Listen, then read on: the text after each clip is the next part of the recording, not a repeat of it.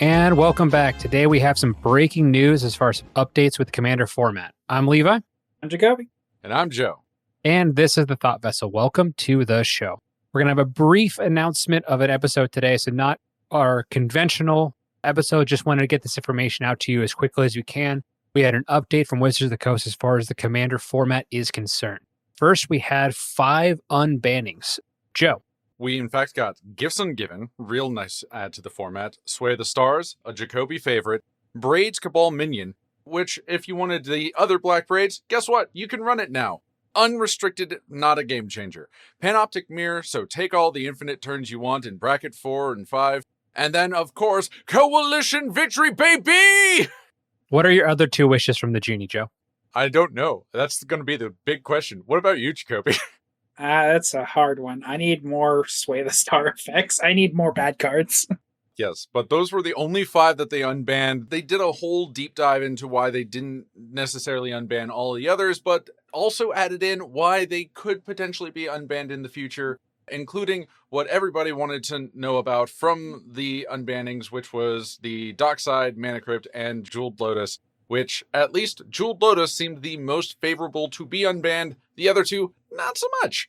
But they did state that they're not going to have any more unbans for the rest of the year. So we at least have some stability, and they're not going to do anything else with the ban list for the rest of the year, barring any kind of emergency ban that needs to come out, which I don't think would be the case considering the rules committee is underneath the Wizards of the Coast at this time. But again, you never know. There's nothing wrong, I think, if we look at the potential for a future unbanning of Jeweled Lotus under some, big stipulation like, hey, we are unbanning this due to popular demand, but understand the issues for which we had prior need to be completely a thing of the past. No more people wondering, like, oh, death threats and all that fun stuff. But that wasn't what they focused on when they were talking about the unbans. It was definitely focusing more on health of the format than anything else. Yes, it needs to stay that way before we get anywhere near unbanning it. All in all, these are 5 very strong cards to add to the format in their own way. I think we might see some CDH play with Gifts Ungiven. I know it's been an absolute tear in some other 60-card formats. Obviously, this is a gift from the heavens for a blue farm player. I'm sure they'll be able to take advantage of that. They're already running Intuition. I mean, outside of that, I was going to put that into my Evelyn deck because, oh boy, please put World Gorger into the graveyard. Or, let me have these discard effects that also can put it into the graveyard.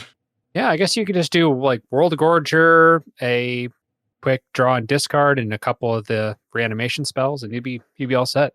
Either way, that's an interesting one. Panoptic Mirror was one I did not see going on this list, but here we are. Infinite turns is very much a possibility, more than it has been.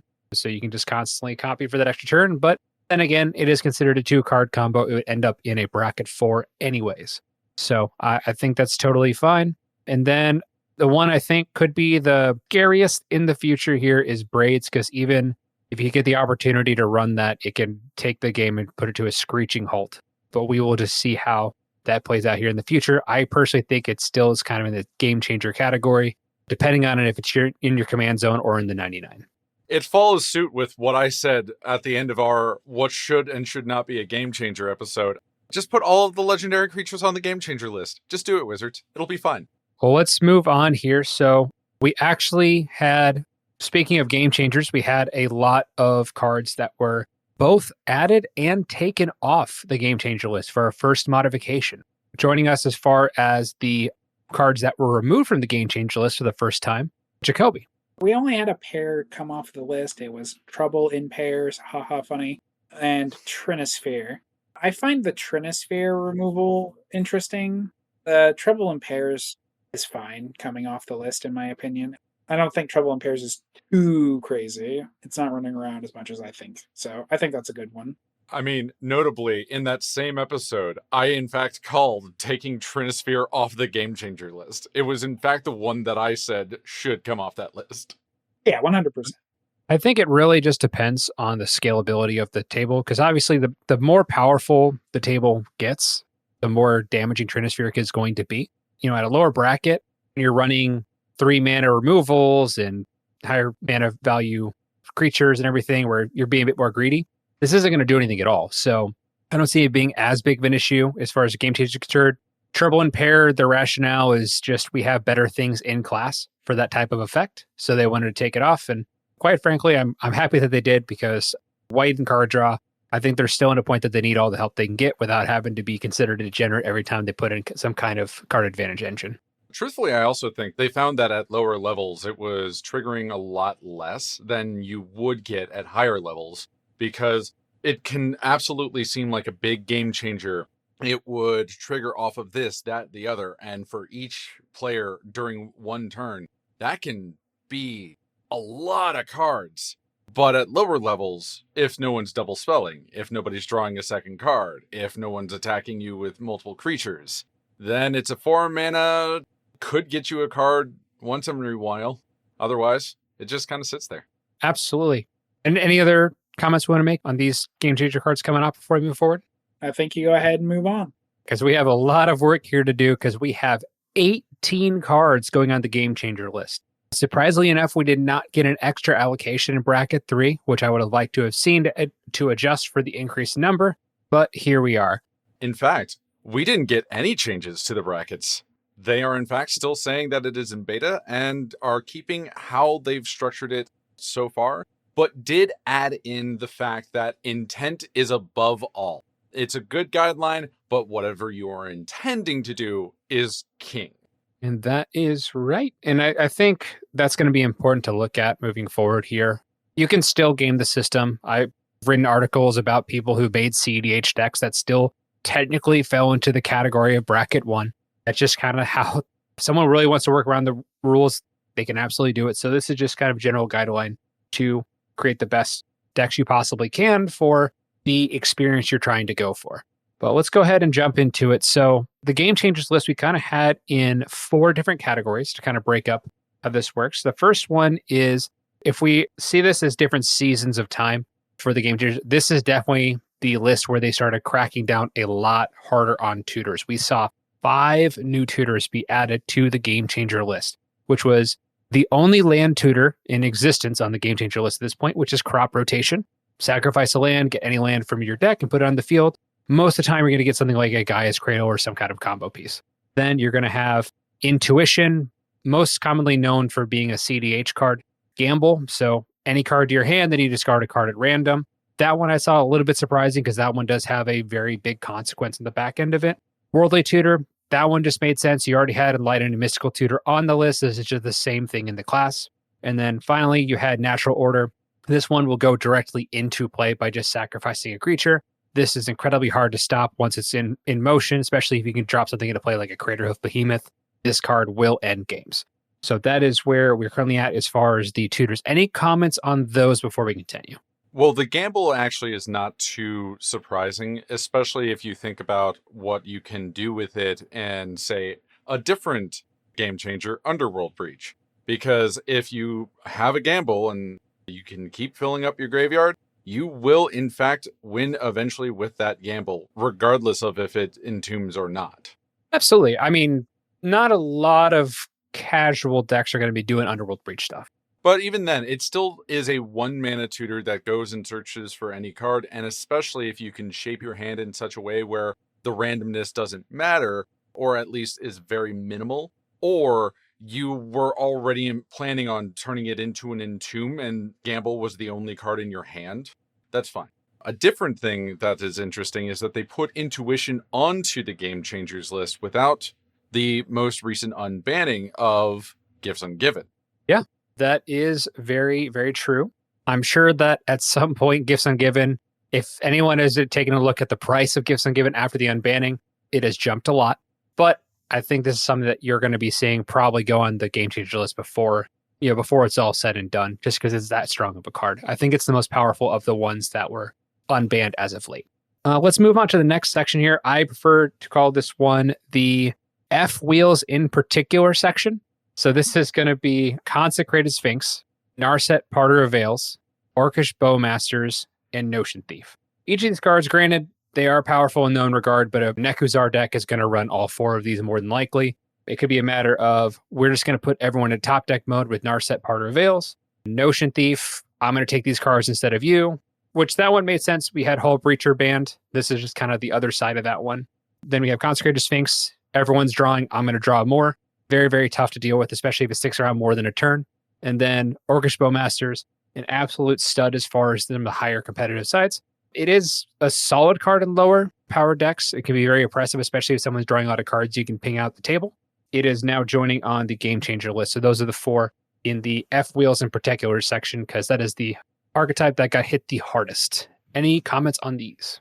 I was glad to see Narset on there because, like, the situation people are going to run this card in is just going to be that game changer situation. I've never seen anyone who runs a Wheels deck who has it that doesn't make it into a game changer situation. So it makes sense to me. I think it's good to have done it, in my opinion. Some of those did, in fact, need to go a little bit on just because some of them are just unfun gameplay at lower levels, such as the Orcish Bowmasters, Narset, and Notion Thief. Whereas others can just be way too good with the Consecrated Sphinx. Yep.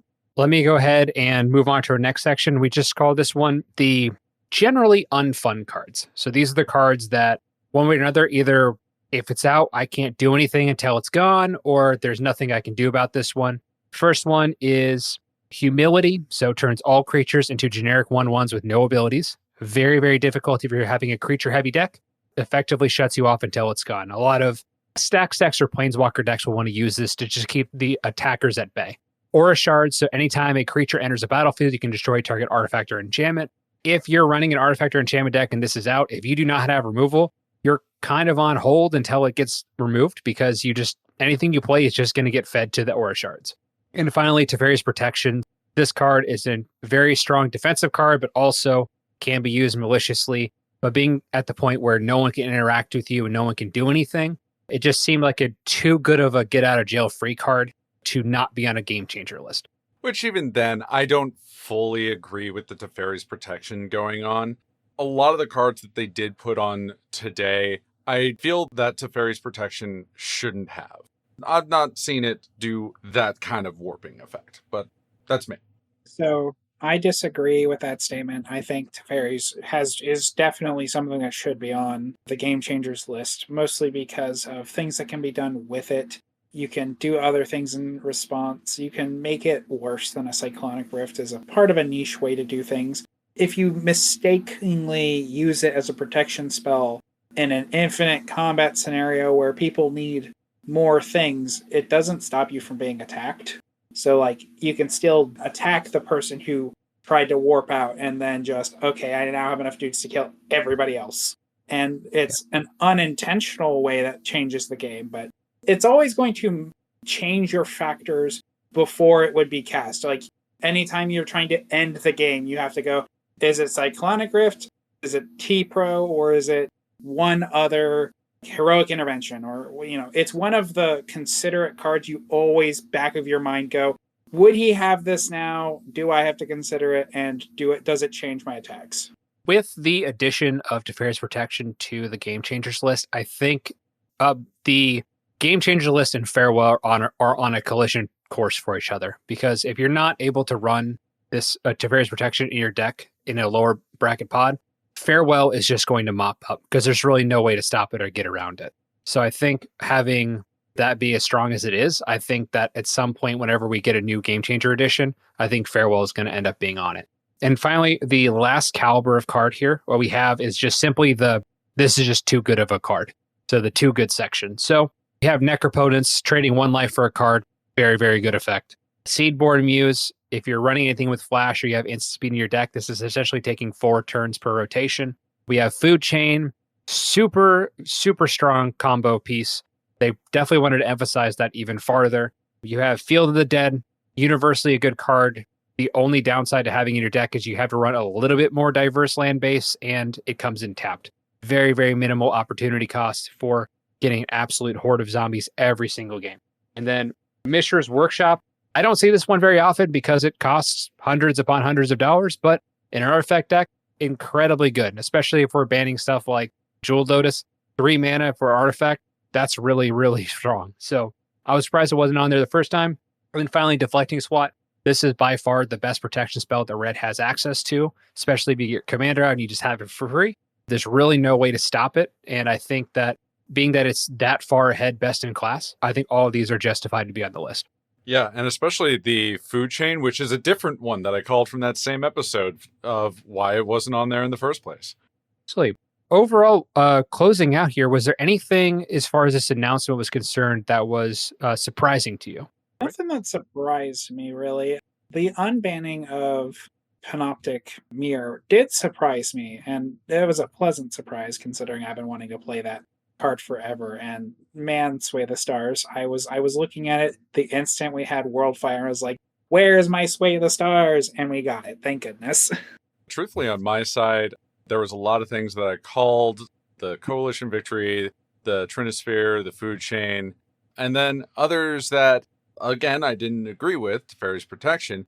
And then ones that made me a little bit sad because they added cards that were already in my bracket 3 Cody deck to just bump that up to a bracket 4. Made me real sad. I then started to update my stream rules to say, because I don't want to stop playing Cody and maybe not retweak the deck a little bit, could we just also play 4s?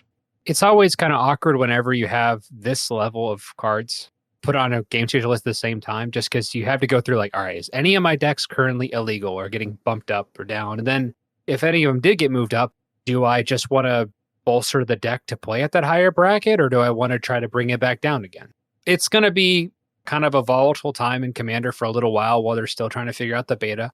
I was a little disappointed to see no changes as far as the bracket system as a core at this time. I was hoping they would have tried to implement a couple of tweaks from their research, but that's just a minor gripe as it is for the time being. So I think this is all positive for the format. I'll be curious to see if any of these unbanned cards end up on the Game Changers list. I was kind of surprised they didn't end up there as kind of like a safety precaution immediately and then get moved out as they prove they're not as malicious as maybe they'd originally thought. But here we are.